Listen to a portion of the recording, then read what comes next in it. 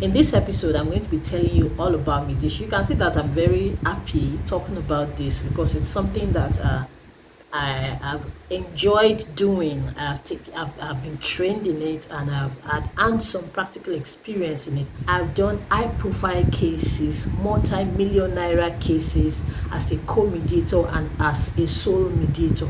So it gives me much joy because I have more control over what I do, as opposed to litigation. And it's something that you can also experience. So I hope you learn a lot from this. Today, let's talk about how mediation is done. That's the only WH question that we did not answer in our last episode, and we're going to answer it today.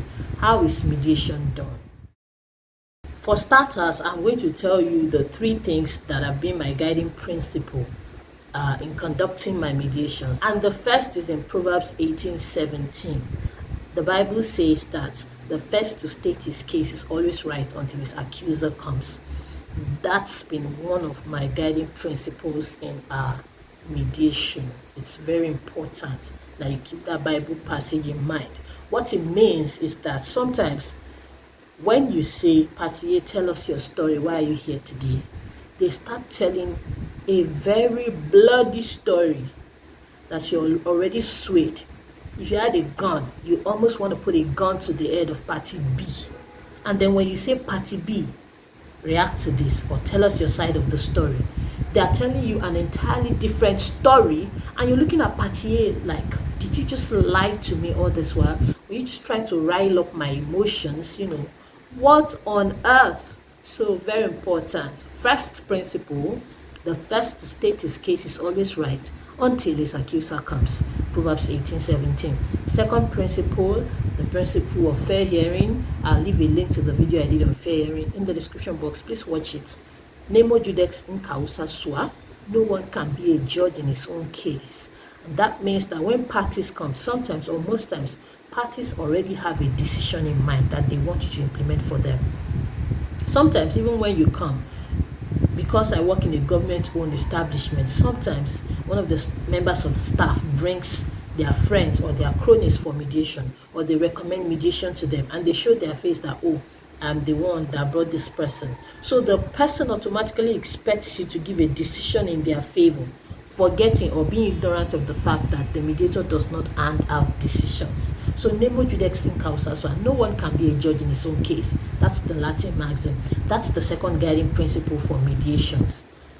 A party, even though it's party-centric and parties will make their own decision, a party cannot be a judge in its own matter.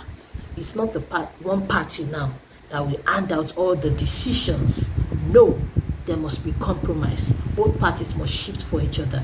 And the third principle is haudi alteram partem. Hear the other party out. It's slightly different from the first principle in the sense that it leads one to the other. So when you understand the fact that the first to state his case is always right until his accuser comes, you learn to hear the other party out.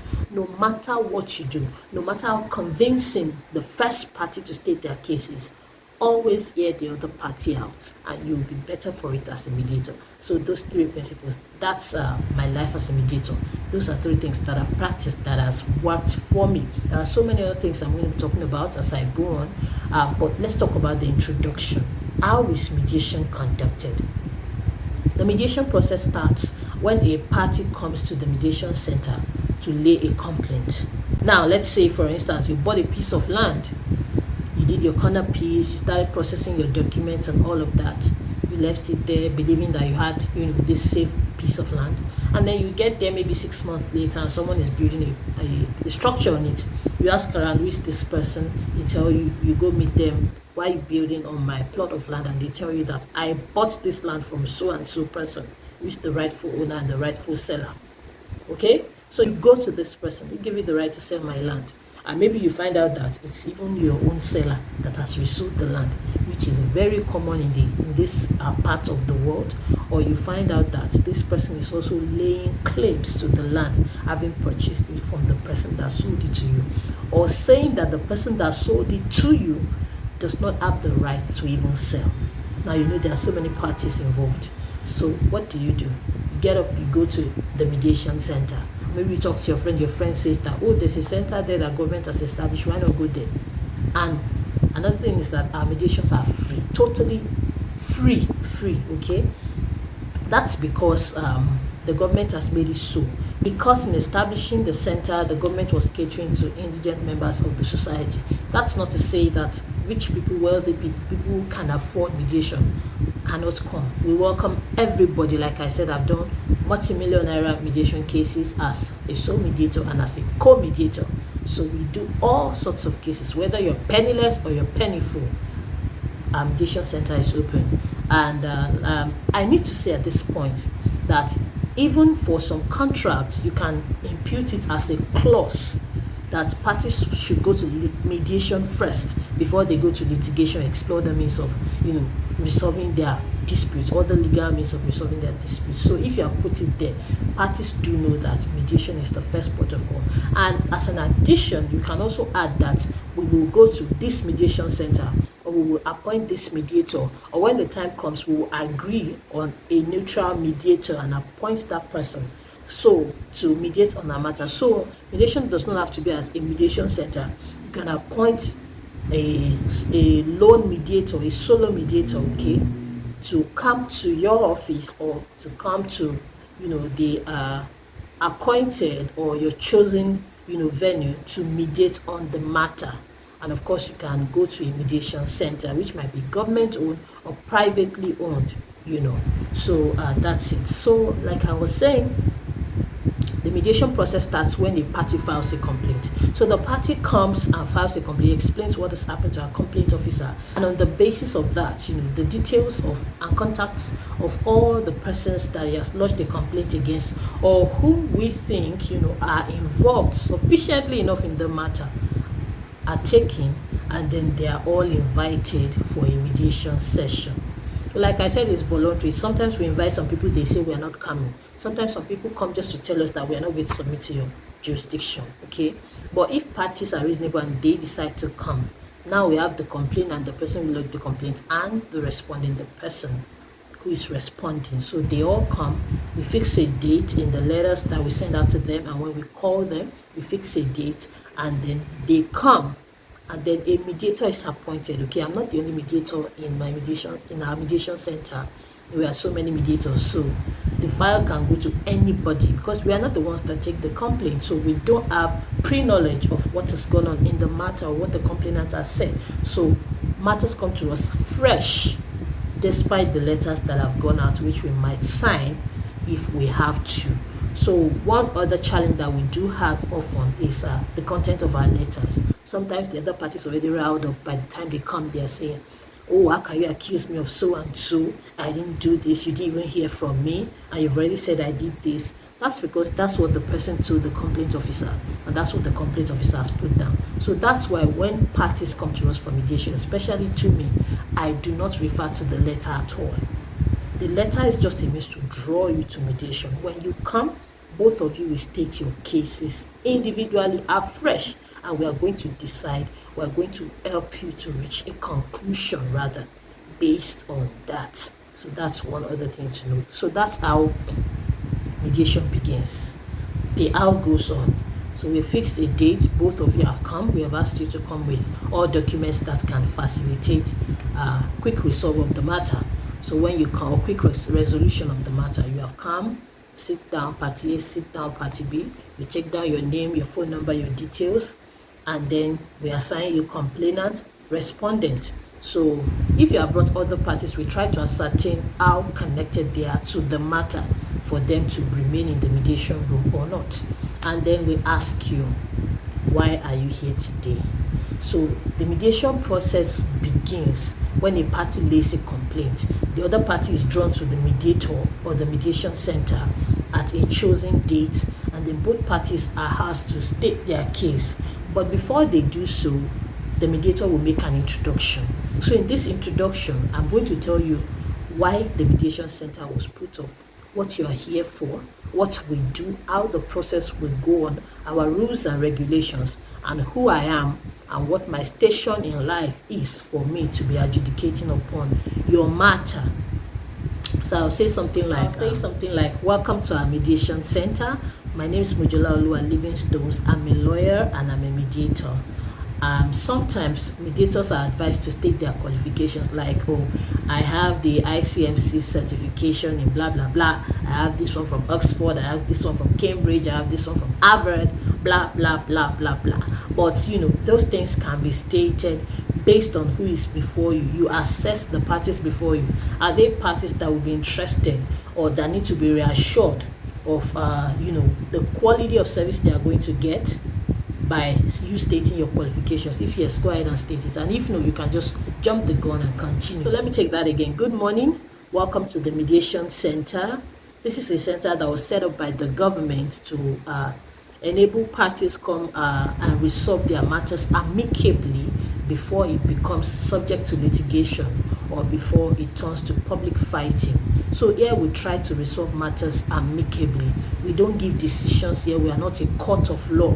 We're a mediation center. We facilitate an agreeable, negotiated settlement between parties. So my name is Mojola Livingstones. I'm a lawyer, a government lawyer, and I'm also a mediator. And today we're not going to be going in the line of the law. Rather, we're going to be talking about peaceful settlement. So I'm wearing my mediation garb today, and I'm hoping that, by the time we have spoken for a few minutes, we are able to reach an amicable settlement. So this is how we do it here. Party A, the complainant will first state their case, and then the respondent will respond to the case. Okay, so we have a few rules that guide our mediation sessions. The first is that we'd love you to put your phones on silence so that it does not disturb the session. The second is that when one party is talking, we encourage the other party to hold their peace for them to finish. If you have anything to say or any interjections to make, please put them down or make a mental note of them. And when they are done talking, you can talk so that there will be orderliness. The third thing is that we do not swear here, either by God or the devil, by stone or water or anything. We do not swear here. We believe that whatever you're saying is the truth, and whatever the other party will also say is the truth. And if someone is lying, when we put what both parties have said side by side, we will be able to sieve out the truth and the lie. And the last thing here is that we do not insult each other. So no matter how angry you get during the session, please keep your communication civil. Thank you so much. Then usually I ask them before I even make the introduction if they want the session in English or Yoruba. Some people prefer English, some people prefer Yoruba, some people want us to mix it together. So if they have said they want it in English, that's the introduction. If they say that they want it in Yoruba, here's how it goes. Ẹ káàbọ̀ sí ilé-iṣẹ́ apẹ̀tùsíjà èyí tí ìjọba gbé kalẹ̀ láti máa pẹ̀tù sí aáwọ̀ kó tó di ọ̀rọ̀ ilé-ẹjọ́ tàbí kó tó di ìjà ìgboro. Níbí báyìí a máa ń pẹ̀tù sí ọ̀rọ̀ ní tùbínùbí ni. Tùbínùbí la máa ń yanjú ọ̀rọ̀ níbí báyìí. Àwa kì í ṣe ilé ẹjọ́, àwa kì í sì ṣe ìdájọ́ fún ẹnikẹ́ni. Ohun tá a máa ń ṣe ni wípé a máa gbọ́rọ̀ láti ẹnu ẹni tó mẹ́jọ́ wá, a dẹ̀ máa béèrè ọ̀rọ̀ lọ́wọ́ ẹni tí wọ́n pè lẹ́jọ́ náà. A máa wájọ máa sọ ọ̀rọ̀ yẹn, a máa sọ síra wọn, a máa sọ síra wọn títí tá ó fi jọ ní àdéhùn. Tá a bá wá lè wá ní àdéhùn, a máa kọ sínú ìwé ìjọba tí à ń pè ní MOU. That's a Memorandum of Understanding. I forgot to say that in the English version. Please insert it. Nígbà tá a bá ti kọ sínú ìwé tá à ń pè ní MOU, igun kìíní àti igun kejì wọ́n á sign sí. Lẹ́yìn náà ìjọba fi òǹtẹ̀ lù. Tí ìjọba bá ti fi òǹtẹ̀ lù, ó ti di àṣẹ tí ẹnikẹ́ni ò gbọdọ̀ tàpá sí. Ẹni tó bá sì tàpá sí á fojú winá òfin. Ṣùgbọ́n ká tó dé ìpele yẹn, ohun tẹ́ bá jọ gbà láàrin ara yín pé ẹjọ́ máa ṣe, òun la máa kọ sínú ìwé yẹn. Ká tó tẹ̀síwájú, a ní àwọn òfin kọ̀ọ̀kan èyí tí a máa ń lò ní bíbáyìí. Àkọ́kọ́ ni pé ẹ máa bá wa fi fóònù yín sí silence so that kò ní disturb ẹnikẹ́ni, kò dẹ̀ ní disturb session wa. Ìkejì ni wípé tẹ́ bá ń sọ̀rọ̀ lọ, ẹ jọ̀ọ́ ẹ má sọ ọ̀rọ̀ èébú sí ẹnìkejì. Ẹ jẹ́ ká sọ ní tùbínùbí. Ẹ̀kẹta ni wípé a kì í búra ń bíbáyìí. Bóyá ẹ fẹ́ fèṣù búra, ẹ fẹ́ fọlọ́run búra ni, a kì í búra ń bíbáyìí. Ìgbà míì àwọn ẹlòmíì wọ́n á bọ́ bàtà sílẹ̀, wọ́n á máa fẹsẹ̀ tẹ̀lẹ̀ pé àwọn ń búra. Ẹni tó bá bọ́ bàtà sílẹ̀ ń bíbáyìí, tiles lásán ló máa tẹ̀. So àwọn ò kì í búra ń bíbáyìí rárá. A gbàgbọ́ pé nǹkan tẹ́ bá ń sọ òótọ́ ni, tẹ́nìkejì náà bá ń sọ òótọ́ ni. Ẹni tó bá dẹ̀ ń parọ́, bàtà bá gbé ọ̀rọ̀ sẹ́gbẹ̀ẹ́ ara wọn, irọ́ á jáde, òótọ́ á jáde. òfin tó tún dàbí rẹ̀ ni wípé níbí báyìí tí ẹnìkan bá ń sọ̀rọ̀ a máa ń ro ẹnìkejì wọ́n dákẹ́ fún wọn wọ́n jẹ́ kó parí tó ń sọ. Tẹ́ bá nìkan tẹ́ fẹ́ sọ bẹ́ẹ̀ nìkan ṣe ń sọ̀rọ̀ lọ́wọ́ ẹ kọ sílẹ̀ tàbí kẹ́ fi sọ́kàn nígbà tó ń bá sọ tiwọn tán ẹ̀yin náà máa sọ tiwọn so that kò ní di ariwo kò dẹ̀ ní di ìjà. Ẹ jọ̀wọ́ ẹ jẹ́ ká ṣe ní ṣùgbọ́n mo gbàgbọ́ pé gbogbo àwa tá a wá sí bíbá ẹ lónìí àlàáfíà la bá wa Ọlọ́run á dẹ̀ jẹ́ ká rí sọ Ọlọ́run á fún wa sọ. Bá ṣe máa bẹ̀rẹ̀ ni pé ẹni tó mẹ́jọ wá kọ́kọ́ sọ̀rọ̀ lẹ́yìn náà àwọn tí wọ́n pè lẹ́jọ́ àwọn náà sọ tiwọn a máa wá máa sọ lọ bẹ́ẹ̀ so ṣé ká bẹ̀rẹ̀. So that's how we do it, and then they'll say let's start. They'll agree on the language they want. They'll switch off their phones, put it on silence or whatsoever, and then we'll start. Party A will state their case. Party B will then respond to it. Then we'll start asking questions, fact finding. Okay, this person said so. How do you respond? This person said so and so.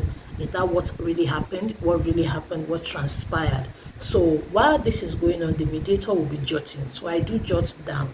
But one thing I've realized is that jotting down things makes parties believe that you're making a record of proceedings for them. So most times parties come back or sometimes write us through their lawyers asking for our record. The mediation record is without prejudice. I always say that. I will never support releasing the record of proceedings of a mediation proceeding to anyone for any purpose because I, as a mediator, I'm the one jotting these things down. If you want a record, please come with your own pen and paper or with your recorder and record the things that you want to remember or the things that you want to use.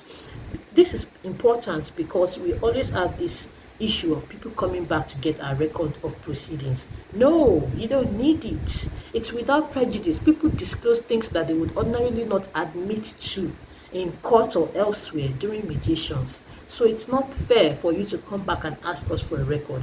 When I even went for further training, we were taught that the mediator should only write down the things that he or she can forget. So you're not supposed to make a note. I'm still struggling with it, when you're used to writing things down, it can be very difficult for you to stop. So, but these days I know that I've reduced the things that I write down.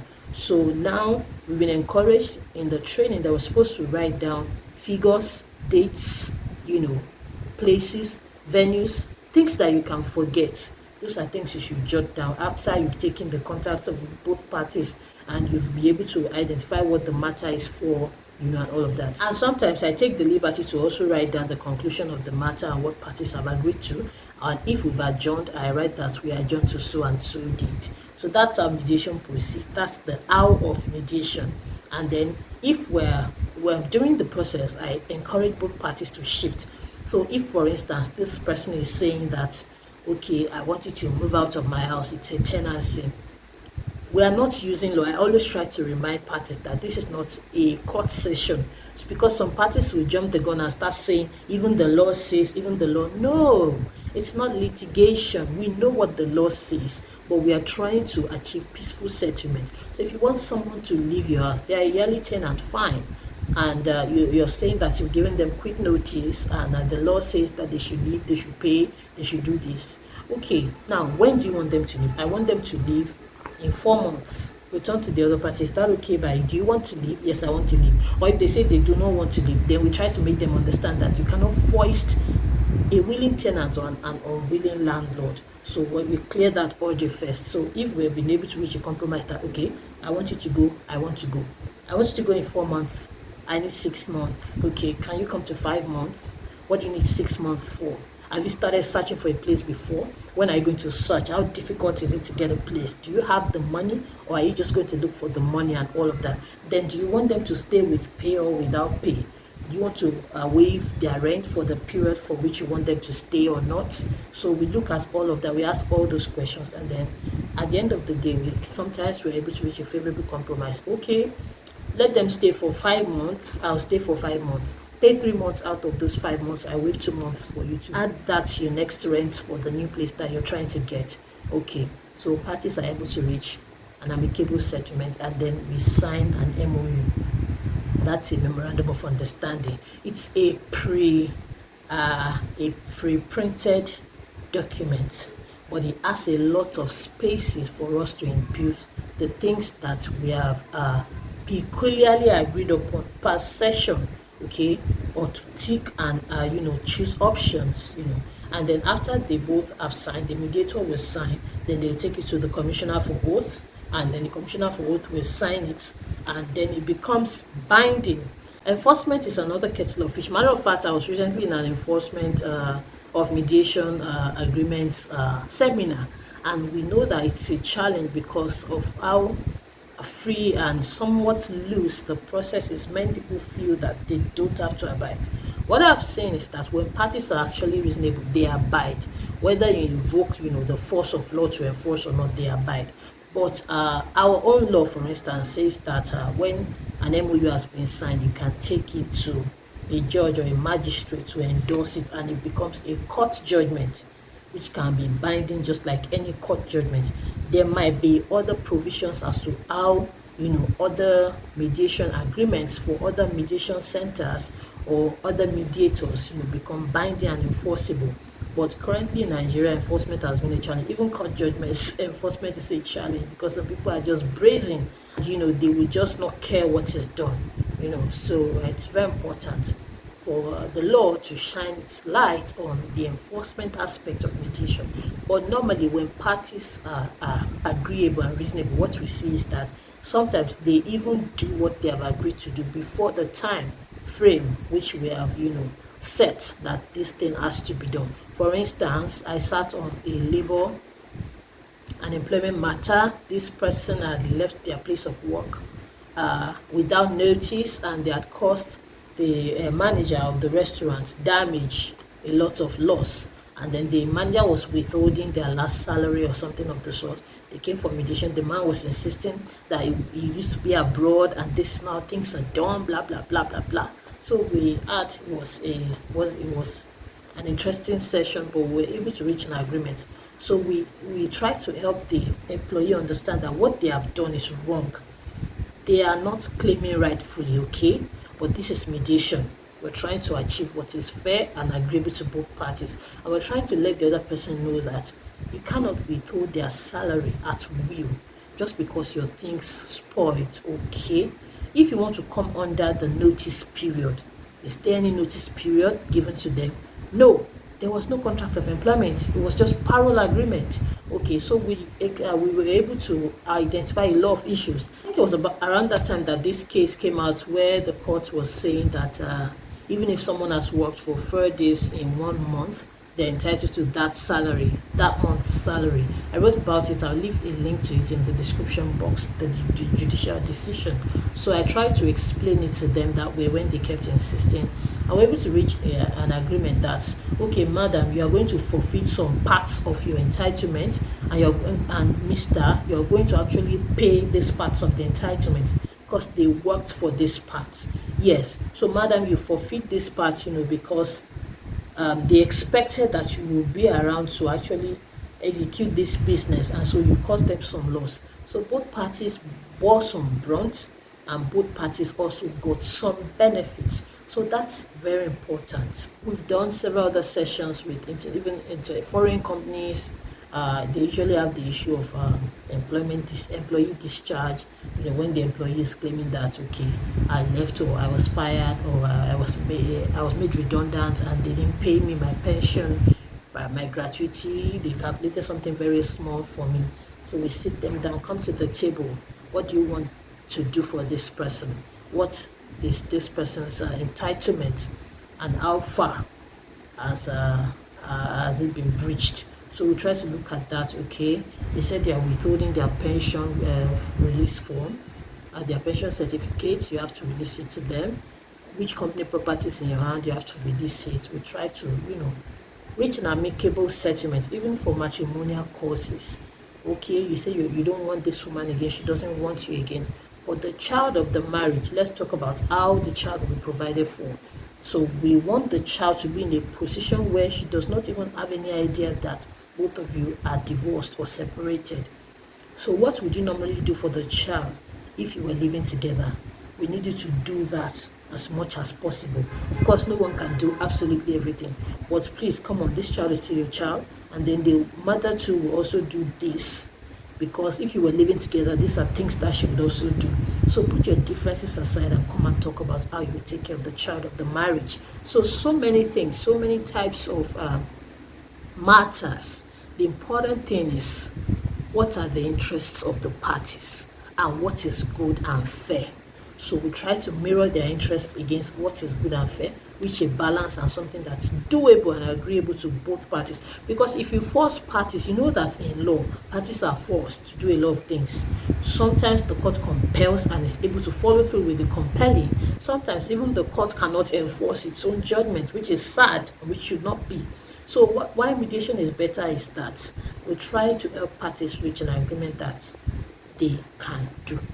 So you are the one that said you will be paying 40,000 naira per month for your 4 children's upkeep and maintenance. Okay, you said it with your mouth. Is it okay?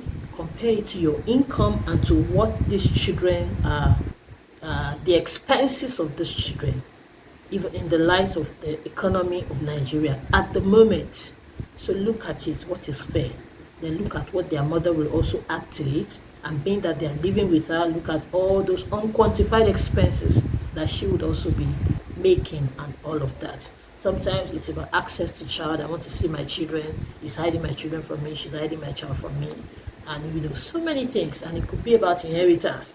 Oh, the father died intestate.